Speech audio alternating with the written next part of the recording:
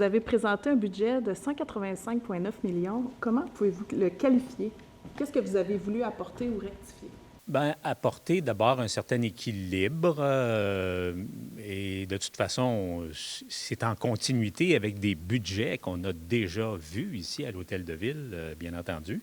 Mais donc, un certain équilibre. D'abord, et le budget est équilibré parce que les dépenses et les revenus s'équilibrent, mais aussi un certain équilibre avec les différents secteurs d'activité, les différentes missions de la ville, puis l'aide que nous demandent aussi différents organismes mandataires. Donc, on essaie d'équilibrer tout ça. Oui, je suis content de l'exercice. C'est un exercice qui est toujours perfectible, mais je crois qu'avec le temps dont nous disposions, on arrive à un exercice qui est tout à fait raisonnable et acceptable, à mon avis, pour la population. Et si on parle du centre-ville, il y a une nouvelle là, qui a vraiment fait jaser au niveau de la salle de spectacle. Donc ça, c'est une bonne nouvelle pour, selon les citoyens, c'est confirmé. Quel est le plan de développement et quand est-ce que les citoyens pourront voir le premier spectacle à cet endroit? Alors, le premier spectacle, c'est pas cette année que ça va se passer, mais est-ce que ce sera en 2028? Est-ce que, bon, alors, ce sera à voir, là, au niveau de l'échéancier, mais on veut mettre, donc, dès lors, les éléments qu'il faut pour le préparer, ce projet-là. Donc, c'est la volonté là, qui est exprimée dans le budget.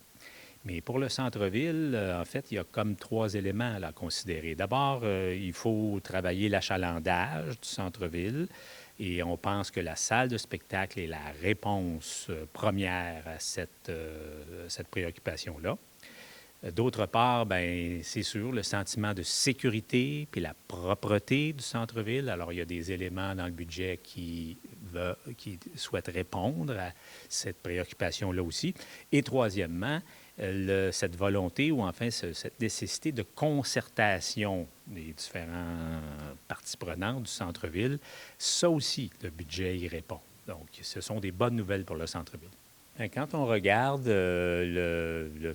ce que paie un contribuable pour une maison de valeur moyenne, on en a pour à peu près 2500 quelques dollars autour de ça à Drummondville.